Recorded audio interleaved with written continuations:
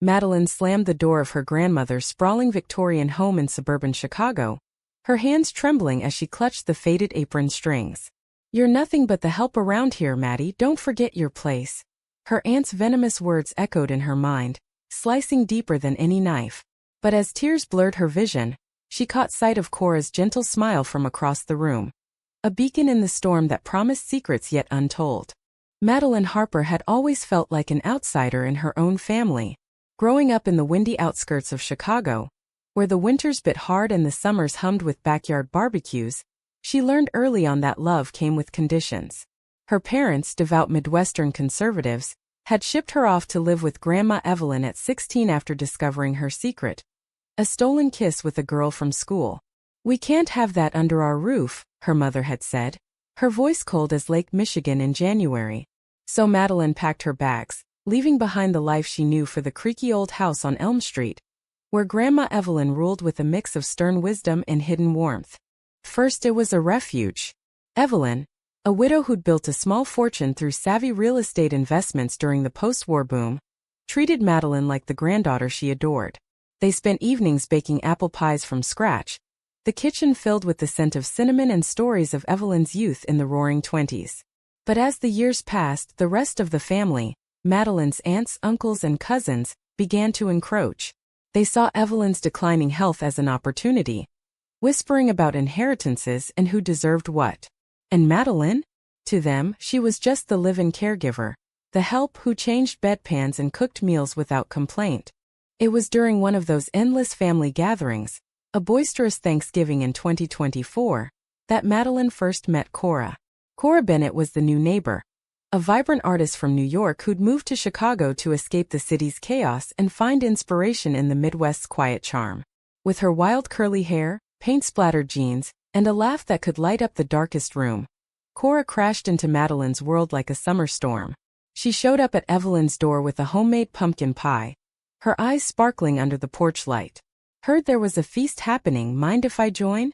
"I'm terrible at cooking for one," she said, her Brooklyn accent a melodic contrast to the flat Midwestern drawl. Madeline, wiping flour from her hands, felt her heart skip.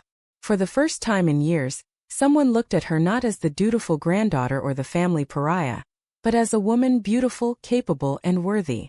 They talked late into the night after the relatives had left, sharing stories over leftover turkey sandwiches. Cora spoke of her own coming-out journey, the rejection from her conservative family back east, and how art had become her salvation. Madeline opened up about her isolation, the way her family dismissed her identity as a phase or worse, a sin.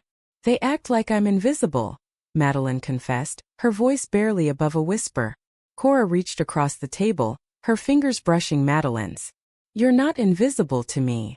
Their connection deepened over the following months. Winter blanketed Chicago in snow, but Madeline's world warmed with stolen moments. Walks along the frozen lakefront, where they'd huddle together against the wind. Quiet afternoons in Cora's studio, where Madeline posed for sketches that captured her essence in ways words never could. Evelyn noticed the change in her granddaughter, the subtle glow that returned to Madeline's cheeks.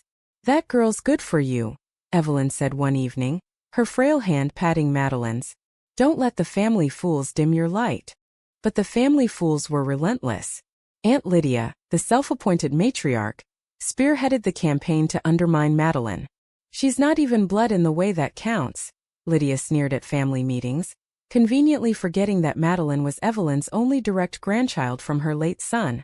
Uncle Tom, a burly real estate developer, eyed Evelyn's properties with greed, suggesting Madeline earn her keep by signing over any potential claims.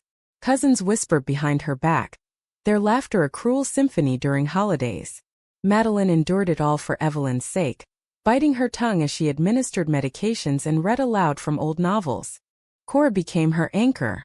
Their first kiss happened under the twinkling lights of Millennium Park's Christmas tree, the city alive with holiday cheer. "I think I'm falling for you," Cora murmured, her breath warm against Madeline's lips. It was a moment of pure joy, but shadowed by the knowledge that Madeline's family would never accept it.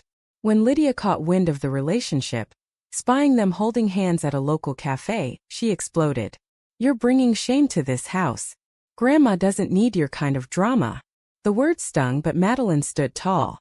My kind? Love isn't a kind, Aunt Lydia. It's just love. As Evelyn's health worsened, the tensions escalated. Doctors diagnosed advanced dementia, and the family swooped in like vultures. They hired lawyers to discuss guardianship, pushing Madeline aside. She's not capable, they argued, citing her lifestyle as evidence. Cora stood by Madeline through the sleepless nights, holding her as she cried over Evelyn's fading memories. We'll fight this together, Cora promised. Little did they know, Evelyn had her own plans brewing in the silence. One crisp spring morning in 2025, Madeline found Evelyn lucid for the first time in weeks. Listen to me, child, Evelyn whispered, her eyes sharp. I've seen how they treat you, but you're my heart. Promise me you'll live your truth. Madeline nodded, tears streaming. That conversation lingered, a quiet promise amid the chaos. The family's betrayal peaked at Evelyn's 85th birthday party. Gathered in the grand living room, adorned with balloons and catered delicacies, they toasted to Evelyn's legacy, while ignoring Madeline's efforts in organizing it all. Cousin Jake, drunk on whiskey, cornered her in the kitchen. You know, if you weren't, gay, maybe we'd take you seriously. Madeline's blood boiled, but she swallowed her retort. Cora, sensing the tension from across the room, slipped in and took her hand. Let's get some air, she said softly. Outside, under the blooming cherry trees, Cora pulled Madeline close. You deserve better than this. We could leave, start fresh. But Madeline shook her head. I can't abandon Grandma. She's all I have left of family. Their embrace was interrupted by Lydia's shrill voice from the doorway. What the hell is this? Get back to work, Madeline. The humiliation burned, but it fueled a resolve in Madeline she hadn't known existed. As summer approached, Evelyn's condition deteriorated rapidly. Hospital visits became routine, with the family arguing over bills and assets in the waiting room. Madeline sat by Evelyn's bedside, reading from her favorite book, To Kill a Mockingbird, her voice steady despite the ache in her chest. Cora brought fresh flowers daily, her presence a silent support. She's proud of you, Cora whispered one night. Madeline hoped it was true. Then came the call that changed everything. Evelyn passed peacefully in her sleep on a warm July evening, leaving behind a void that echoed through the old house. The family descended immediately, lawyers in tow, ready to carve up the estate. Madeline, grief-stricken, prepared for the worst, expecting to be sidelined once more. The reading of the will was set for a sweltering August afternoon in a sleek downtown Chicago law office, the kind with glass walls and leather chairs that screamed old money. Madeline arrived early, her simple black dress a stark contrast to the tailored suits of her relatives. Cora waited outside, respecting Madeline's need to face this alone but promising coffee and comfort afterward.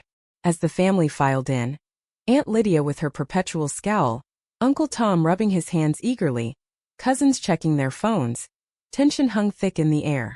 Mr. Hargrove, Evelyn's longtime attorney, cleared his throat and began. Evelyn Harper was of sound mind when she drafted this will 2 years ago, with updates as recent as last spring. Murmurs rippled through the room. Madeline sat quietly, her hands folded in her lap, steeling herself for disappointment. The bequest started small. Jewelry to Lydia, a vintage car to Tom, cash sums to the cousins. Smiles spread, nods of approval. Then Hargrove paused, adjusting his glasses. To my granddaughter Madeline Harper, who has been my companion, my caregiver, and my greatest joy, I leave the entirety of my estate, including the Elm Street property, all investments and personal effects not otherwise specified. This amounts to approximately $5 million. The room erupted. Lydia shot to her feet. This is outrageous. She's manipulated a sick old woman. Tom pounded the table. That can't be right, she's just the help. Cousins gasped, their faces twisted in shock. Madeline sat frozen, her mind reeling. $5 million. The house? It was more than she could fathom. Hargrove continued, unfazed. Evelyn included a personal letter. To my family, blood doesn't define loyalty. Madeline has shown me unconditional love, even as you dismissed her. Learn from her grace. The words hung like a verdict, exposing the family's hypocrisy. Lydia's face turned beet red. We'll contest this. She's not fit, living that sinful life. Madeline found her voice. Sinful? Grandma loved me for who I am. Maybe you should try that. She stood, legs shaky, and left the room, the echoes of arguments fading behind her. Outside, Cora enveloped her in a hug. What happened?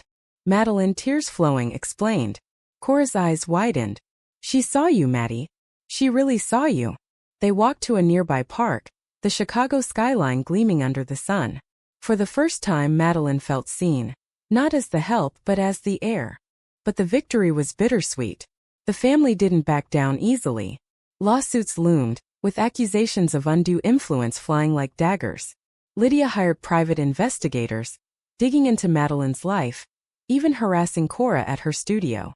They're saying we're gold diggers, Cora said one evening, frustration etching her features. Madeline paced the living room, now hers though it felt haunted. I never wanted the money. I just wanted respect. The conflict deepened their bond. Cora moved in temporarily, turning the old house into a haven.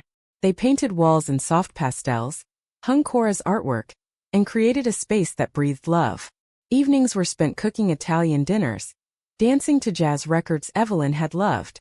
This is our home now, Cora said, twirling Madeline under the chandelier.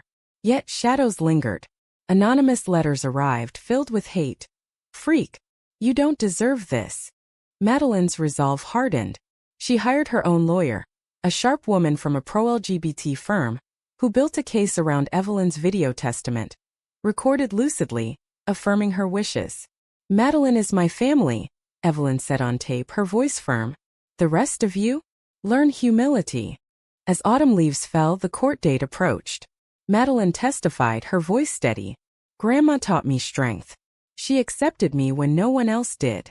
Cora sat in the gallery, her presence a silent vow. The judge ruled in Madeline's favor, citing irrefutable evidence. The family slunk away, defeated but bitter. Freedom tasted sweet, but scars remained. Madeline donated a portion of the inheritance to LGBT youth charities, honoring Evelyn's spirit. She'd want this, she told Cora during a quiet dinner.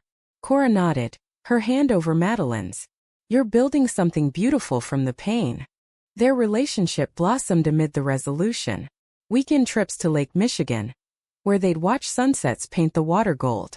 Cora proposed on a crisp October evening, down on one knee with a simple sapphire ring. Marry me, Maddie. Let's make our own family. Madeline said yes, tears of joy mingling with memories. But drama wasn't done. Lydia, unwilling to let go, orchestrated a final betrayal.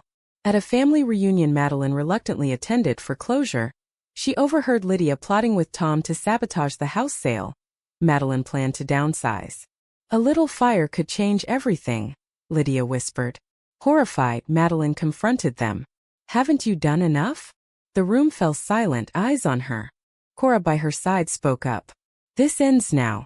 Or we go to the police. The threat worked. The family backed off, fractured forever. In the aftermath, Madeline and Cora focused on healing. They hosted support groups in the house, turning it into a community hub for queer youth. Evelyn's legacy lived on, not in dollars but in lives touched.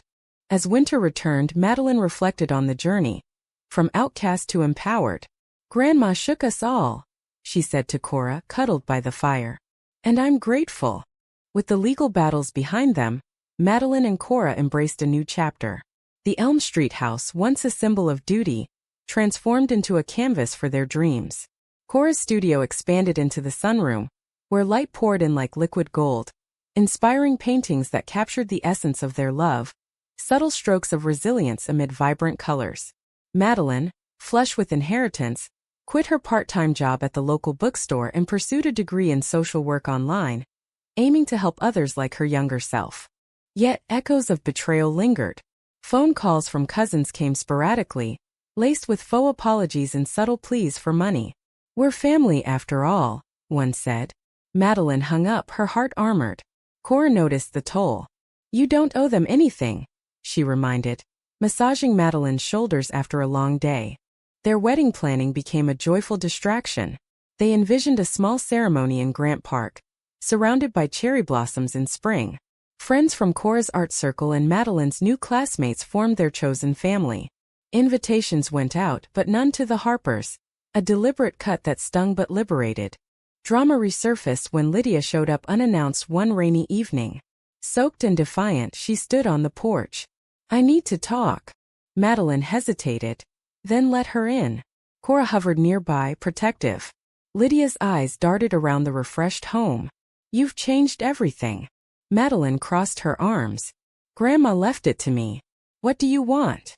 Lydia broke down, tears mixing with rain. "We were wrong. I was wrong. Seeing you happy. It hurts, but maybe it's what Mom wanted." It was a crack in the facade, but Madeline remained wary. "Actions speak louder. Prove it." Lydia left with promises, but Madeline didn't hold her breath. The emotional roller coaster deepened their intimacy. Late nights they'd share vulnerabilities. Cora's fear of abandonment from her past, Madeline's lingering self-doubt. "You're my rock," Madeline whispered during a thunderstorm, thunder rumbling like distant arguments. Cora kissed her forehead. "And you're my muse." Highs came with community involvement. They volunteered at Pride events in Boys Town, Madeline speaking on panels about family rejection and resilience. Cora's artwork sold at galleries, proceeds funding scholarships. Their story inspired others, a testament to love's power. But conflict brewed internally. Madeline's grief for Evelyn surfaced unexpectedly, triggering arguments. "I miss her so much," she'd say, withdrawing. Cora, patient but human, snapped once. "I'm here now. Let me in." It led to a raw conversation, tears flowing, ending in forgiveness. "We're in this together," Cora affirmed. As wedding day neared, a surprise. Uncle Tom reached out, genuinely remorseful. "I see now what we lost." He attended, awkward but sincere, a small bridge mended. The ceremony was magical, vows exchanged under blooming trees, rings symbolizing unbroken circles. "In you I found home," Madeline said. Cora replied. "And in us, legacy." Honeymoon in California followed. Drives along the Pacific Coast Highway, waves crashing like applause. They discussed adoption, dreaming of a family unbound by blood. Back home, life settled into rhythm. Madeline graduated, starting a counseling practice. Cora's exhibit opened to acclaim. Yet, a health scare tested them. Cora's routine checkup revealed a lump. Fear gripped Madeline. "I can't lose you." Biopsy benign, but it underscored fragility. In gratitude, they hosted a memorial for Evelyn, inviting the family. Lydia came, humbled. Mom would be proud. Tentative healing began. Through it all, their love endured, dramatic, emotional, romantic. Madeline realized Evelyn's will wasn't just money. It was permission to thrive. Years blurred into a tapestry of shared milestones. By 2028, Madeline and Cora had adopted a spirited toddler named Lily, her laughter filling the Elm Street house like sunlight. The adoption process, fraught with bureaucratic hurdles and lingering family skepticism, tested their resolve. "Are you sure you're ready?" a social worker asked, eyeing their non-traditional home. Madeline smiled. "Love makes us ready." Lily's arrival brought joy and chaos. Sleepless nights, first steps, crayon masterpieces on walls. Cora captured it all in a series of portraits, exhibited as family redefined. Critics raved, but more importantly, it healed old wounds. Madeline's cousins sent congratulatory cards, a thaw in the ice. Drama never fully faded. Lydia's health declined, mirroring Evelyn's path. She reached out, vulnerable. "Can you forgive me?" Hospital visits became reconciliations. Madeline offering the care she'd given Evelyn. "Family means showing up," she said. Lydia passed peacefully, her will leaving a small bequest to Lily. A cycle broken. Cora's career soared, but success strained them. Gallery tours meant separations. "I miss you," Madeline texted from Chicago. Cora returned with stories and souvenirs, but tension simmered. One night, after a heated argument over priorities, Cora confessed, "I'm scared of losing myself." Madeline listened, then proposed balance. "We're a team." They recommitted, attending couples therapy, emerging stronger. Romantic gestures kept the flame alive. Surprise picnics in Lincoln Park. Renewing vows on anniversaries. "You're my forever," Cora whispered under starry skies. Humanitarian efforts expanded. Madeline's practice specialized in LGBT families. Cora's art raised funds for equality. They marched in protests, voices for change. A pivotal moment came when Madeline discovered old letters from Evelyn, hidden in the attic. My dear Maddie, live boldly. Love, Cora. She's your match. Tears flowed. Evelyn had known all along. As Lily grew, questions arose. Why don't I have a grandpa? Madeline explained gently, emphasizing chosen family. School bullies targeted Lily's two moms, igniting Madeline's advocacy. She spoke at PTA meetings, turning adversity to education. Cora faced her own betrayal. An art partner stole ideas, leading to a lawsuit. Madeline stood firm. We'll fight. Victory came, but trust scarred. You believed in me, Cora said gratefully. Their love story, once private, went public via a documentary. In quieter moments they'd reflect. Grandma's will was a gift, Madeline said. Cora agreed. It gave us this life. Decades later, in 2045, Madeline and Cora sat on their porch, gray hairs mingling with wisdom lines. Lily, now a successful lawyer, visited with her partner, the house alive with grandchildren's chatter. The Elm Street property, preserved as a historic home, doubled as a museum for Cora's art and Evelyn's legacy. Looking back, the path was paved with drama, betrayals that cut deep, conflicts that tested souls. Yet from the ashes rose profound love, emotional depths explored in tearful nights and joyful dawns. Romance bloomed eternally, in stolen glances and enduring vows. The family's fractures mended unevenly. Some relatives faded, others reconciled. Madeline's work touched countless lives, a humanitarian ripple from Evelyn's will. In the end it was personnel, two women defying odds, their story a beacon. As sun set over Chicago, Madeline squeezed Cora's hand. We did it. Cora smiled. We lived it. The will hadn't just shaken the family. It redefined love's triumph, a narrative of resilience and humanity.